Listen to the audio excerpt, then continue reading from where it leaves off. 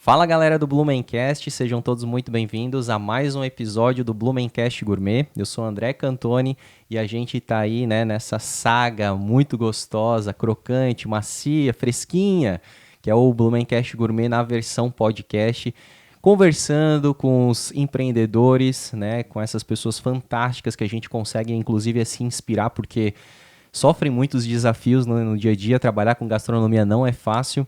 A gente vê lá, né, o negócio acontecendo, aquele ambiente bonito, descontraído, musiquinha tocando, o pratinho chegando na mesa. A gente nem faz ideia, né, de como que é complexo e difícil administrar um ambiente desse, né? Tem cozinha, tem o atendimento, tem a própria questão dos alimentos, né, dos produtos, dos insumos, enfim. É um verdadeiro quebra-cabeça para tudo fechar e dar certo a experiência para o cliente, para o consumidor, né? Então, a gente está adorando fazer esse quadro, né? Essa linha editorial aqui, conhecendo várias pessoas fantásticas. Por isso eu peço então para você se inscrever no nosso canal, episódios então todos os dias, né? Para a gente completar aí todos os estabelecimentos. São 32 estabelecimentos, então você pode entrar, né, e conhecer todos eles até dia 17 de setembro. Eles vão estar ofertando esse prato do roteiro, Blumenau Gastronômico especial. Siga o @Blumenau Gastronômico, lá você vai ter ideia de quem são. Alguns já estão aqui também no nosso cardápio, né, do Blumencast. E lá também você vai conhecer quais são os pratos, quais são os valores, né, os endereços e tudo mais. Siga também o @Blumencast, lá tem muitas curiosidades, histórias, também, né, os lugares que a gente visita, a gente mostra aí para vocês sempre em primeira mão. O pessoal gosta bastante, sempre nos dá um feedback muito legal das nossas experiências gastronômicas aí por Blumenau afora, né? E então se inscreva no nosso canal, comente, curta, compartilhe, porque isso também é muito importante para a gente. Você vai ajudar o Blumencast a chegar a mais pessoas que ainda não conhecem o trabalho, que é o trabalho de quê? De fomentar, né, e reconhecer as pessoas que fazem aí e constroem a cidade de Blumenau. Falei demais, mas agora quem vai falar bastante vai ser o Marcelo, sócio proprietário do Shinmai. Seja muito bem-vindo, Marcelo. Obrigado, André. Obrigado, Joyce. Tudo bem com vocês? Tudo certo. Obrigado pela oportunidade de contar a nossa história, né, do Shinmai, que acredito que é o restaurante japonês. Na verdade, até falando um pouco errado, que não é um restaurante, né? A gente é um boteco japonês.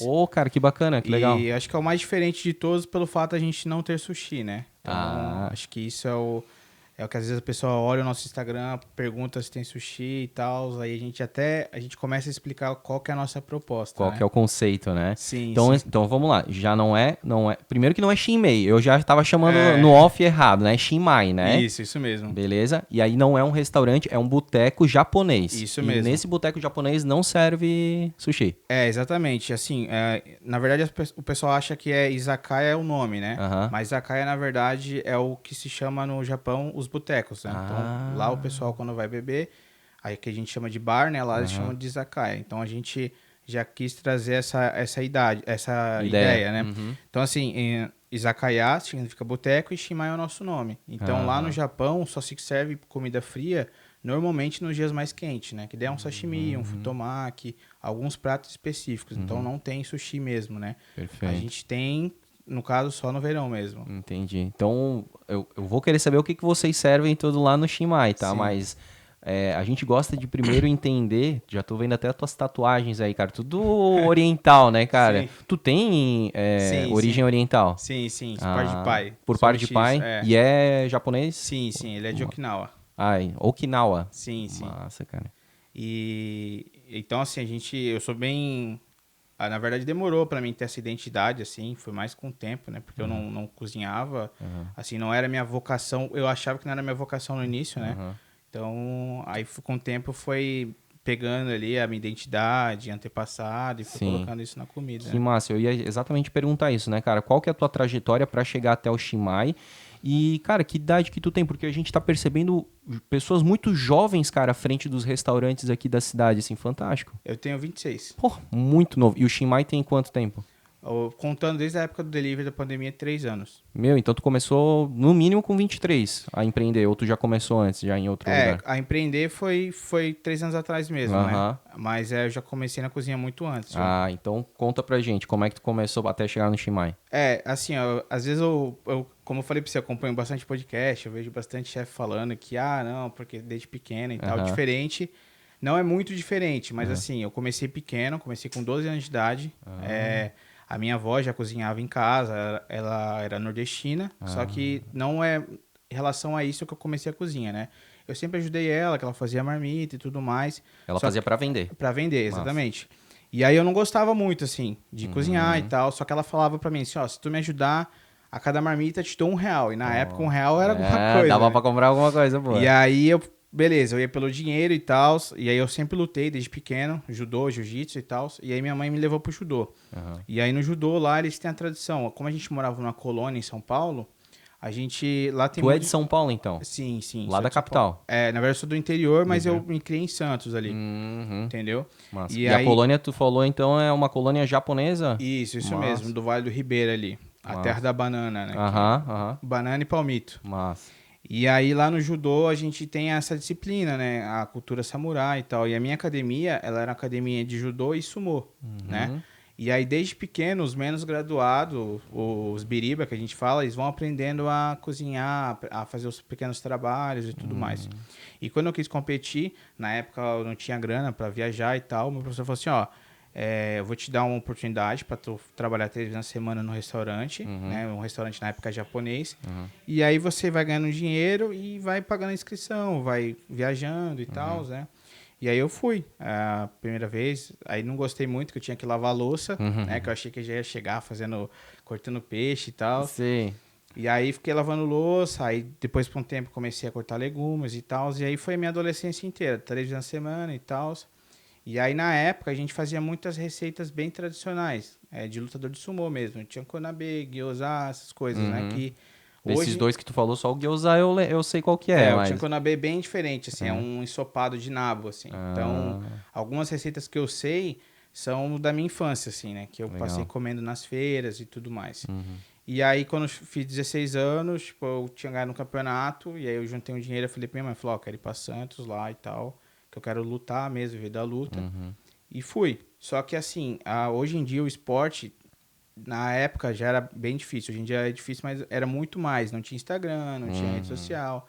Então eu sempre tive que trabalhar, né? E aí eu chegando lá e tal, comecei a bater de porta em porta e eu colocava como garçom, assim, tipo, pedindo emprego de garçom.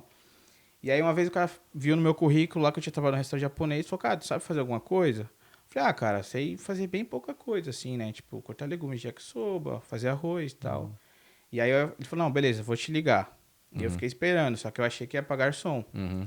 E aí, chegando lá, ele me ligou, ele falou assim, cara, ó, toma aqui tua doma aqui e tal, tu vai ser auxiliar de sushi man aqui e tal. Aí eu falei assim, pô, mas eu não sei fazer nada. Não, tu aprende. Eu falei, beleza. E foi indo, fiquei 3 meses, depois disso ele fechou o restaurante. Isso lá em Santos? Em Santos, na Irado. Irado é uma ilha do Japão também, inclusive tem que acho que é um termo, mas é um lugar mesmo. E era bem tradicional lá, só que lá não tinha garçom, era o sushi man que atendia. Então, eu já tive esse contato com o pessoal. E aí, ele fechou depois de uns 3 meses, 4 meses, que ele foi embora pra Alemanha. E aí, eu fiquei meio desolado, assim. Eu falei, caramba, e agora? Como que eu, né, arrumo outro trampo e tal? E aí, eu fui parar num restaurante francês, né, que se chamava Villa Borghese François, que era uma adega de vinho. Depois veio virar até decanter. E aí, lá eu também comecei lavando prato e tal. E eu fiquei, tipo assim, bastante tempo. Acho que de louça, assim, no geral, fiquei 2 anos e meio só lavando louça. Cara, lavasse alguns milhares de pratos. E assim, eu não tinha essa pretensão de seguir carreira, né? Pra mim era mais pelo dinheiro, assim. Por causa do teu foco era a luta. Era a luta. E aí, tive uma relação muito forte com os meus chefes. Inclusive, uns também eram bem autoritários. Aí, evitei, mas na maioria eu fiz amizade, assim. E aí, sempre quando eles iam para outros restaurantes, montavam a equipe deles, né? E então, eles sempre me arrastavam, vem pra cá e tal. E um dia eu discuti com um dos chefes e tal, que ele foi bem grosso comigo. E eu falei, cara, eu não quero isso, tá ligado? Pra mim, eu sou lutador, tá ligado? Eu só quero aqui pelo dinheiro. E eu morava com ele. E aí, um dia ele chegou... Aí, depois fui pra casa e tal. Morava com o teu chefe? É. Caramba. E aí ele chegou em casa e, tipo, pô, ele era italiano e tal. E aí ele tava bebendo vinho, comendo pizza, chegou já meio bêbado e começou a conversar comigo. Aí foi, não, já vai vir contar poesia, tá ligado? E aí ele chegou pra mim e falou assim, cara, eu queria que tu se dedicasse, que tu leva jeito e tal. Hoje tu é um dos melhores cozinheiros que eu tenho ali, que faz as coisas certinho e tal. E eu falei, cara, mas eu não gosto assim, sabe? Tipo, eu quero lutar e tal. Digamos, tu rejeitava bastante essa Rejeitava ideia. bastante. Só que aí quando eu olhava, eu já tinha, mais de 5, 6 anos de experiência. Então, eu entrava num lugar que às vezes ele tava começando a dar uma consultoria, eu já sabia fazer bastante coisa. E ele nunca falava que eu era cozinheiro, ele falava que eu era auxiliar dele. Isso me incomodava um pouco com a de ego, assim, Sim. né? E aí, nessa conversa, ele falou, cara, tu é um dos melhores cozinheiros. Eu falei, pô, mas eu sou nunca auxiliar falou. lá, tá ligado? E aí ele falou assim, não, pô, aí conversamos, eu quero que você se dedique, eu vou mudar a tua carteira para cozinheiro, e aí eu quero que você siga carreira comigo e tal. E foi indo. Aí eu fiquei bastante tempo, a gente rodou alguns restaurantes juntos, né? Fiquei do lado dele acho que uns 7 anos. Uau. Pô, ele foi um professor pra ti. Foi um professor. E até então, nenhum restaurante era japonês. Era que nem foi esse francês, depois a gente foi para uma proposta saudável com raízes italianas. Então, aprendi bastante coisa, assim, clarificar manteiga, a gente fazia azeite, então, pão. Então, assim, foi uma experiência bem grande. E ele foi embora para a Itália, né? E aí eu parei por um tempo e ficava só fazendo, como o pessoal chama aqui de taxa, mas lá a gente chama de extra. Né? Sim. E aí, fazendo extra e tal, aí comecei a estudar e foi quando um dia eu fui trabalhar num restaurante bem tradicional da cidade, chamado Nagasaki-ya, que era o primeiro restaurante japonês. Você tem noção, lá tinha um aquário, e então o cliente chegava e falava, quero aquele peixe ali. Ele pegava o peixe na hora, limpava e servia o sashimi. A gente já viu isso, inclusive eu falei brincando, né? A gente comeu um japonês essa semana e tal, e aí o restaurante tem um aquário, mas eu falei brincando, porque os peixinhos são pequenininhos, são ornamentais, né? Mas eu falei exatamente essa ideia, né? Pô, eu quero aquele lá pra comer e tal. É muito massa isso, né? Essa ligação com o mar, né? Exatamente. E assim, o peixe o mais fresco possível, né? Sim, sim. E assim, e aí quando eu cheguei lá, cara, que eu vi aquele universo ali, eu falei, meu, cara, tipo, isso aqui pra mim, tipo, eu me senti como se eu estivesse no Japão mesmo, entendeu? E aí eu comecei a me dedicar e tal, ali, aí eu peguei o gosto, que daí eu acho que eu já tive uma identificação, assim, sabe?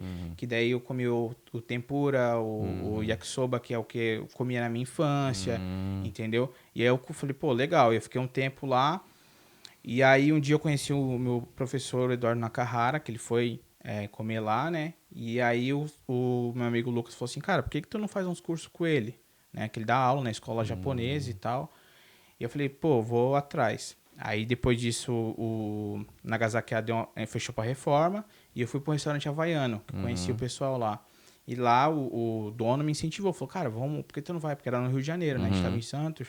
E aí eu falei pra ele, falei assim, não, cara, então demorou. Tu me ajuda aí, eu vou. E aí eu fui lá, fiquei um tempo lá, estudei bastante sobre frutos do mar, sobre a cultura mesmo, assim, né? Do lado do Eduardo.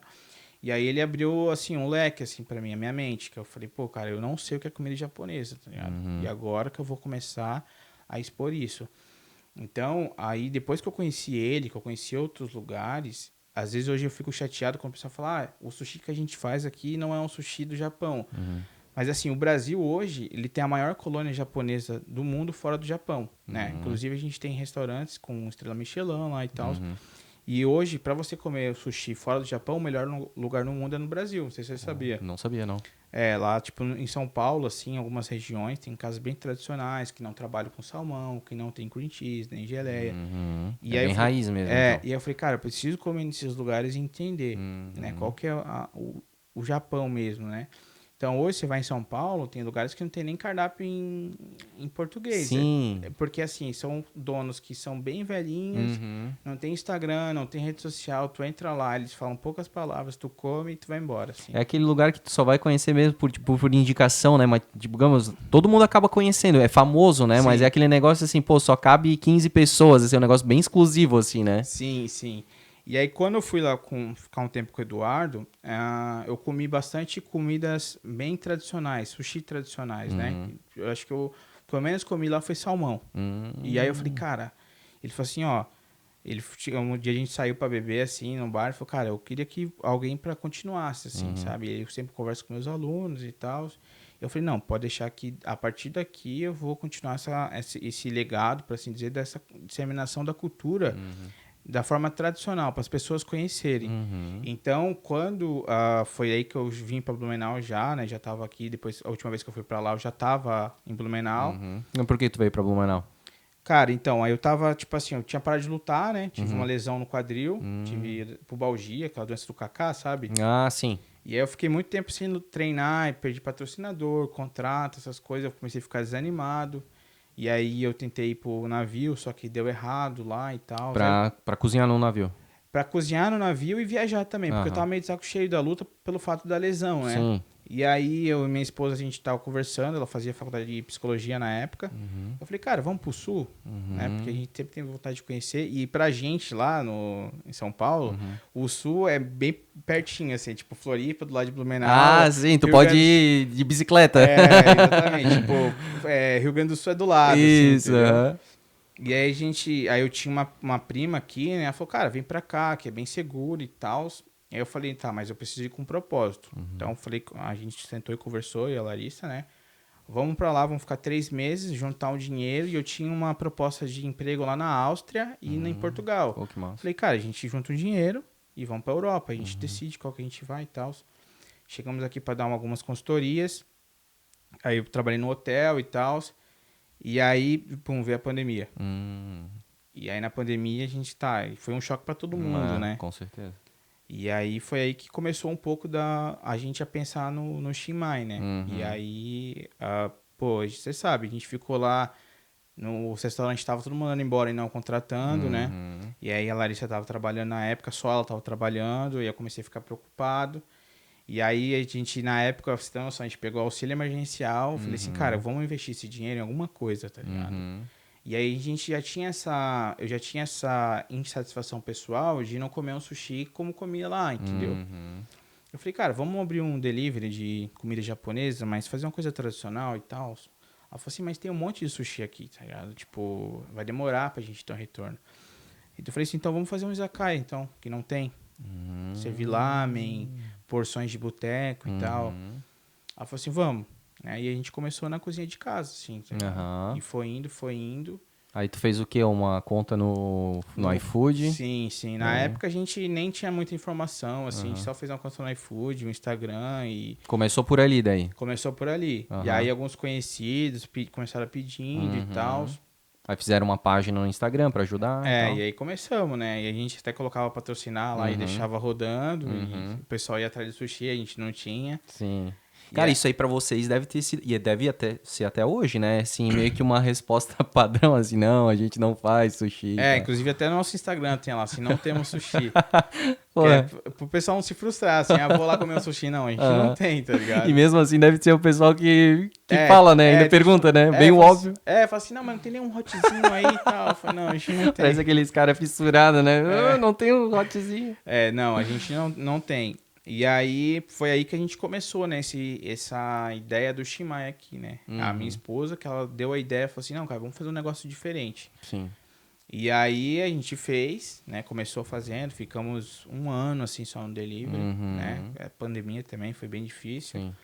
E nisso foi aí que o nosso caminho com o Gabriel se cruzou. Que daí ele era nosso cliente. Certo. Como ele é de São Paulo também... Boa. Ele é viciado em lamen. Que lá a cultura é bem forte, assim, né?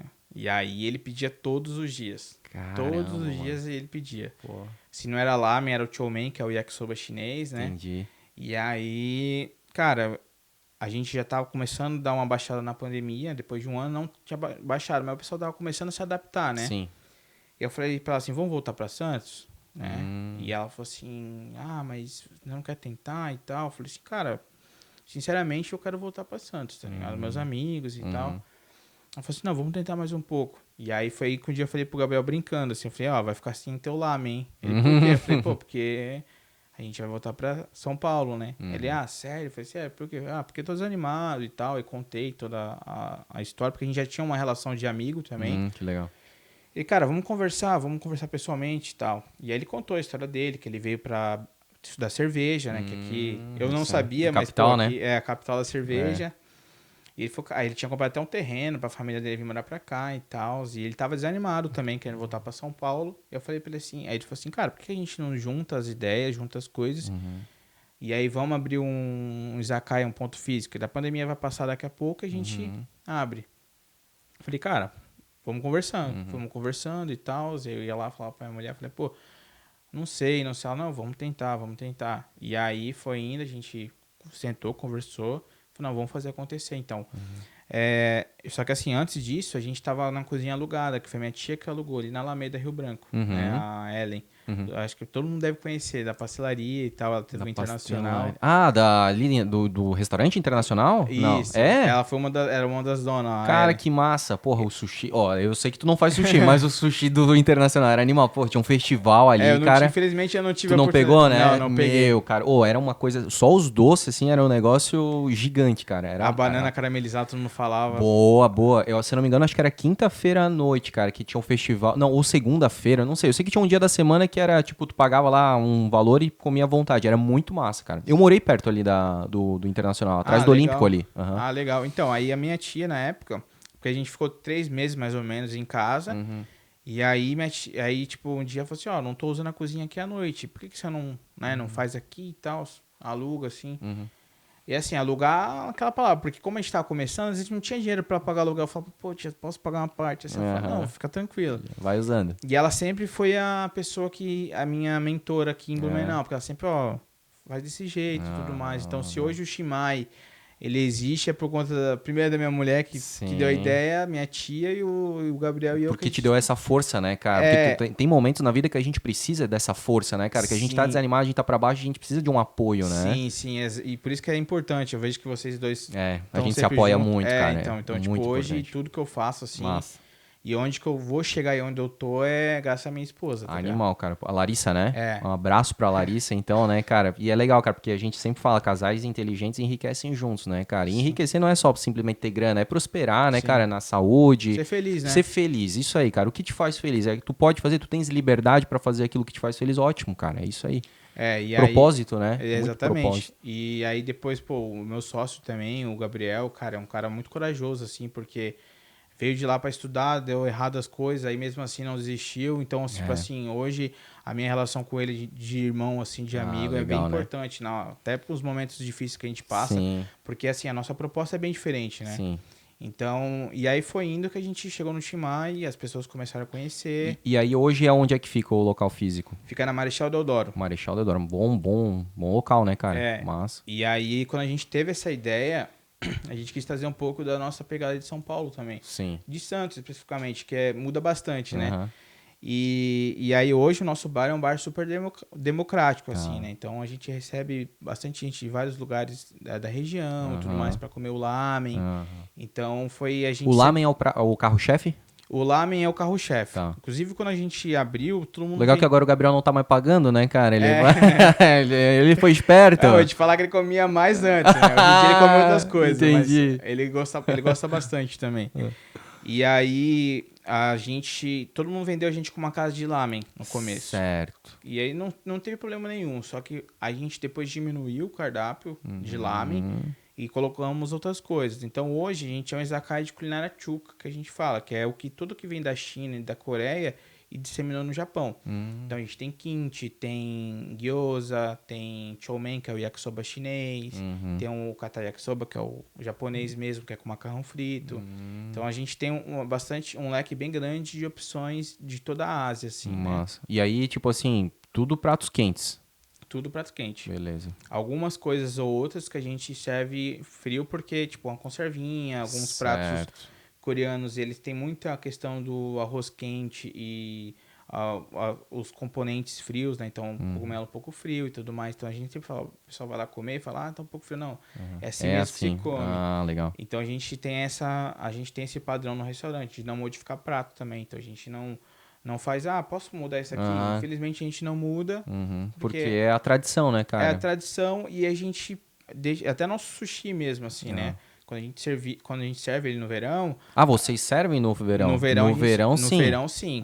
Blumenau é quente, exato. Aí é muito quente, não tem como, a gente tem que servir. Então, Entendi. a gente serve, só que também mais com a pegada tradicional. Que daí o que é? Porque assim, deu pra perceber que várias vezes tu falou que não é de salmão. Não, tu serve um sushi que não é de salmão ou serve de salmão porque... A gente, no início, a gente não servia salmão. Pois é. Era só atum e peixe branco, né? E o peixe branco não era prego nem tilápia, vale lembrar, pessoal.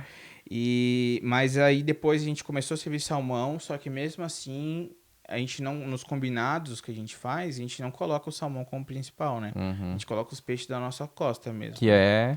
Que é robalo, a perna de moça, xerelete, sororoca, carapau também, bastante apreciado. Isso são peixes de água salgada? Tudo salgado. Salgado, beleza. No Japão não se come peixe de água doce. Perfeito. Porque eles têm coisas óbvias e tradição também, né? Que, por exemplo, hoje o rio é muito mais contaminado que o mar. Até pelo fato do sal e tudo mais. E culturalmente falando, eles só comem antigamente, isso na época das lendas japonesas, eles só comiam peixes que eram de oferenda do Kappa, que é um dragão do mar, né? Inclusive, aquele sushi de pepino, ele é uma oferenda, entre aspas, para um dragão do mar, para o dragão não atacar as criancinhas. Mas tu fala o sushi de pepino Sunomono? Não. O que é o arroz e o pepino no meio. Que é o único sushi que é sem peixe. Olha só. Então é uma oferenda pro... Era o Kappa que eles chamavam, né? Não atacar as criancinhas? Que tinha uma lenda que ele vinha e pegava as criancinhas, e eles fizeram sushi de pepino e sempre fazia na beira do mar e deixava lá pra ele pegar. Cara, que massa. E tu curte, né? Então tu passou a curtir, né, cara? A própria gastronomia, ser chefe, né? E como é que ficou a parada da luta, assim? Tu já é uma coisa que tu superou e tal?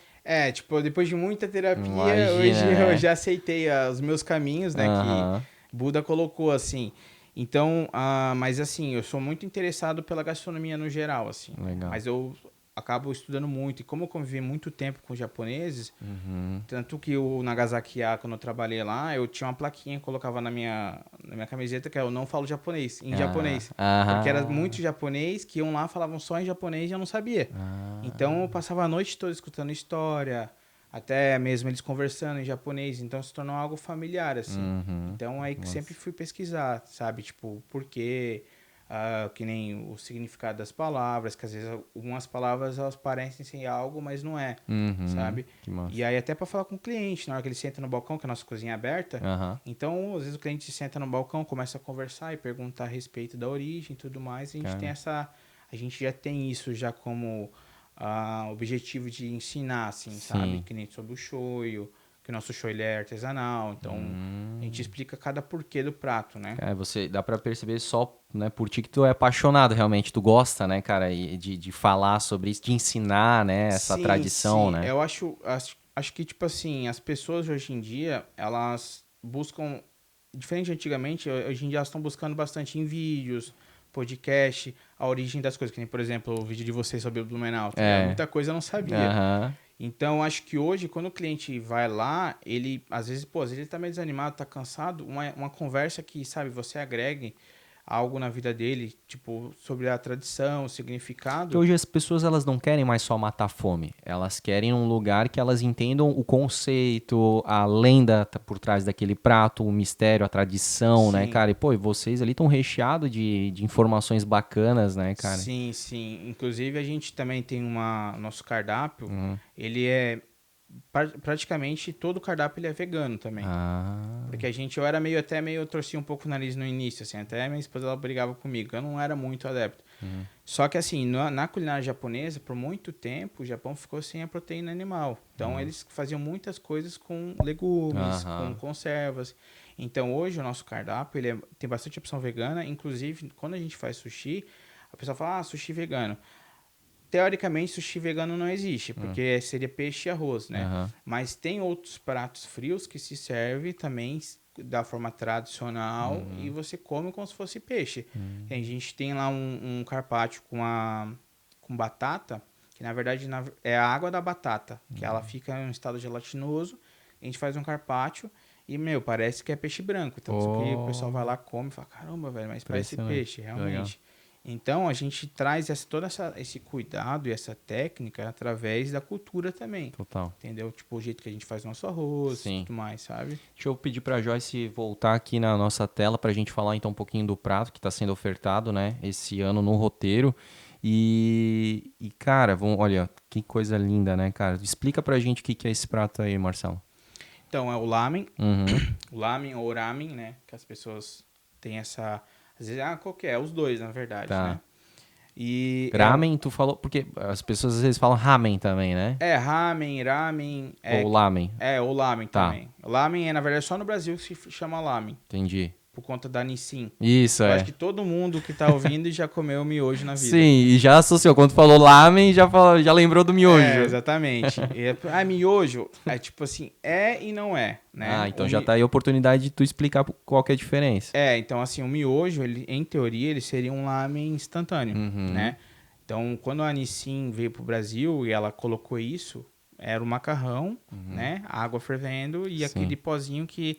Dá o gosto. Dá o gosto, né? O ramen original, né, que ele é chinês, ele foi para depois 2.000 anos antes de Cristo já tinha macarrão na China. Porra. E aí os monges budistas do Japão, quando foram para a China estudar, eles viram isso e ficaram, tipo, fascinados. Só que no Japão na época não tinha trigo ainda, né? E aí depois disso, com o passar do tempo, a tecnologia, o macarrão chegou no Japão e eles começaram a fazer essa sopa nas ruas, assim, né? E aí, o que é o ramen? Ele é um macarrão que ele vai com caldo, né? Esse caldo ele pode ser à base de porco ou frango, né? Hoje em dia no Japão está se modernizando e colocando também a carne bovina, né? Ou cogumelos, né? Que é o que a gente faz o vegano, por assim dizer. Engraçado, falou se modernizando, mas a gente não sabe se isso é uma modernização ou um retrocesso, né? Porque, sei lá, parece que a tendência do ser humano uma hora é diminuir o consumo de carne bovina, daí só para carnes brancas e talvez um dia até não consumir mais proteína animal, né? É que no Japão, ele não tem a cultura como a gente tem aqui no Brasil de comer carne todos os dias, por exemplo. É assim o sushi. Sim. O sushi lá eles comem uma vez no mês, no máximo, assim. Cara. Então, lá eles têm muito equilíbrio, assim, sabe? Uma coisa que eles não param de comer é arroz, né? Arroz eles comem todas as refeições. E o ramen também acaba sendo uma refeição presente todos os dias na vida do japonês, né? Mas assim, modernizando no sentido de aproveitar outros ingredientes, sabe? Que eles nunca tinham feito ainda, sabe? Perfeito. E aí esse caldo, ele fica por várias horas, mais de 15 horas no fogo, né? Tem a técnica, tudo mais que a gente usa. E aí tem o macarrão, que ele é feito de água, trigo e kansui, que é uma solução alcalina japonesa, que ela dá elasticidade, porque ela não tem o ovo, então ela pode quebrar. Entendi. Só que daí com o kansui ele acaba sendo mais elástico. Dá a liga ali. E aí tem os toppings, né, que os mais tradicionais, que é o ajitamago, que é o ovo, né? Tá, isso aqui então. Isso, que ele fica na conservinha de shoyu e sake. O chachu. Oh, meu Deus, passou aqui, mas a gente vai voltar aqui. O chachu, que é o porco, né? Que muitas casas fazem cozido, só que a gente acaba fazendo assado porque eu acho que fica melhor. Que é esse aqui. Esse, que é o porco, né? O nigi, que é a cebolinha, né? Que esses são os mais tradicionais. E aí no do roteiro a gente colocou o Naruto. Esse aqui. O Naruto ele é um surimi de peixe branco, né? Que ele tem essa ondinha justamente para representar as ilhas de Naruto. Que tem muita gente também assistiu o Naruto, que ele tem tipo um é verdade, Pô, em relação às nuvens da ilha de Naruto, que elas são tudo acho que parece que uma certa época do ano eles se formam um redemoinho no céu. Que bacana. E aí tem a ver com isso. E o óleo, né, que é o gomá, que a gente chama, que é uma gordura. Que é o que dá o aroma do ramen, né? Que a gente faz, hoje em dia a gente faz com black oil, que seria um óleo queimado, um alho queimado. E aí ele dá um aroma de alho e tal. E a alga nori também, que o pessoal já deve conhecer, que é que faz o temaki. Isso. Então, no geral, isso se mistura tudo no prato e você come fazendo barulho mesmo, chupando, né? Que isso também tem um porquê, né? Aqui no Brasil é até meio falta de educação fazendo barulho. Mas no Japão, quando você puxa o ar para dentro, esse aroma ele vem junto e vai no seu nariz. Então você consegue sentir o sabor sensorial da comida, né? E até para esfriar também. Então, como é muito quente, ele come esfriando. Então, no Japão é comum. O japonês hoje em dia come de 3 a 6 minutos um lamen. Então, é muito rápido, assim. Pois é um fast food, pra assim dizer. E lá no Shin também é mais ou menos isso que leva esse tempo? Um pouquinho não, mais? O pessoal demora pra comer. Não. Tá. Isso aí, tu falou 6 minutos pra comer? Pra comer. Caramba. Não, eu ia falar, tipo, pra preparar. É um preparo rápido? Não é 3 minutos o miojo, óbvio, não, né? Não. Mas assim, o macarrão, ele, assim, tem vários tipos de macarrão, né? A gente optou por, como a gente é uma casa pequena, e às vezes tem uma demanda muito grande, a gente trabalha com o tonkotsu, que é um macarrão mais fino, né? Mas tem vários estilos, mais grosso e tudo mais. Então, o nosso macarrão é 2 minutos, o nosso caldo, ele sempre fica ligado. Coloca o tare, né? Que é o sabor do lamen. Aí coloca o gomá, que é a gordura, o caldo, o macarrão e monta ele. Então, é bem rápido, assim, legal, em geral, sabe? Mas cada componente ele passa por um processo. Então, o que vem por trás é mais demorado, assim. Perfeito. E deixa eu te perguntar, qual que é o valor do prato, então, no roteiro? 53. 53? Isso. Prato individual, né? Isso Maravilha, mesmo. cara, pra experimentar, né, uma coisa diferente. Sim. Eu fiquei com muita vontade, cara, de ir lá no Shimai pra conhecer. Acho que, eu sempre falo isso, né, cara, Blumenau precisa de cada vez mais opções diferenciadas. Vocês estão de parabéns, cara, por trazer essa culinária que eu não fazia ideia. Essa culinária tradicional, gastronomia tradicional japonesa, né? O boteco japonês. Sim. Que legal, cara. Pô, passa muito rápido. Eu queria ficar 2 horas aqui conversando contigo, que eu acho que teria muito papo, Marcelo. Sim, que isso. Mas, cara, eu fico muito feliz mesmo. Com certeza a gente vai conhecer lá o Shinmai, que eu acho que Blumenau precisa conhecer, com certeza. É uma proposta diferente. Manda um abraço pro Gabriel, com certeza tá assistindo a gente, né? Pra Larissa também, parabéns pros 3 aí, dá pra ver que existe uma sintonia, uma frequência muito bacana entre vocês 3. E, cara, muito sucesso. Pô, obrigado. Então, convidar o pessoal, né, agora? Com certeza. Então, queria convidar todos aí pra conhecer o nosso izakaya, né? Eu tenho certeza que é uma experiência diferente, né? Se arrisquem em comer coisas diferentes. Que nem eu falo, lá a gente não convida a pessoa apenas para gostar da nossa comida, mas para conhecer a nossa cultura, né? Todos os nossos funcionários também são fantásticos no nosso atendimento. Então, é uma experiência diferente. Vocês vão ver que é um ambiente bem descontraído, vários tipos de música, a cozinha aberta, que é, né, que o pessoal gosta de ver, às vezes, produzindo o prato. E conhecer a nossa cultura também, a nossa história, que a gente, cada item lá, cada decoração tem uma história, perguntem. A gente vai ficar muito feliz de receber todos vocês lá, como a gente fala, como se fala no Japão, iraichamasu, né? A gente grita logo que a pessoa entra, a gente grita isso pra pessoa escutar, toma um susto assim. Que massa, cara. Isso aí é porque a gente foi lá no Chile uma vez, só que era uma coisa mais americanizada, né? A gente foi no John Rockets, né? E aí tu entra, daí o pessoal fala olá, olá, daí olá, daí tu sai, tchau, tchau, tchau. Daí, pô, legal, cara. Então tem um cumprimento ali pra quem chega, então já tem um up ali. O pessoal até pergunta, o que vocês falam no começo? Vai falar, iraichamasu, que significa seja bem-vindo. Qualquer conveniência... Iraichamasu. Qualquer conveniência, mercadinho que você vai no Japão, restaurante, grita, iraichamasu, que significa seja bem-vindo. Que bom, cara. Então já é um modo de receber a pessoa bem, assim, sabe? Que bacana, gostei bastante. Meu, eu tô muito curioso, cara, pra conhecer o Shimai. Parabéns mais uma vez, tá, Marcelo? Cara... Qual que é as redes sociais do Shinmai? A gente tá no Instagram, né? Shinmai Tradicional. Né? É isso aí, @Shinmai Tradicional. Isso mesmo. Maravilha. No Facebook, só colocar ali Shinmai Tradicional. Também já aparece, né? Já aparece, já. Maravilha. Gente, sigam então o Shinmai, tá? Eu fiquei super curioso aqui, cara, em conhecer ainda mais a cultura japonesa tradicional aqui. A gente tá acostumado, né, com algumas propostas, mas é muito legal ver propostas diferentes. Então também quero pedir, além, né, de vocês seguirem aí o Shinmai, sigam também o @Blumencast, né? Se a gente for lá, com certeza a gente vai mostrar aí para vocês a nossa experiência, a gente adora coisas diferentes. E se inscrevam no canal para não perder os próximos episódios, tanto do Blumencast Gourmet quanto das nossas outras linhas editoriais aí. Dá uma maratonada, volta um pouquinho aí atrás, alguns episódios que você não assistiu. Tenho certeza que vai ser tão bom quanto esse aqui que a gente conversou hoje com o Marcelo do Shinmai, certo? Um grande abraço para vocês, até o próximo episódio. Eu sou o André Cantoni, tchau!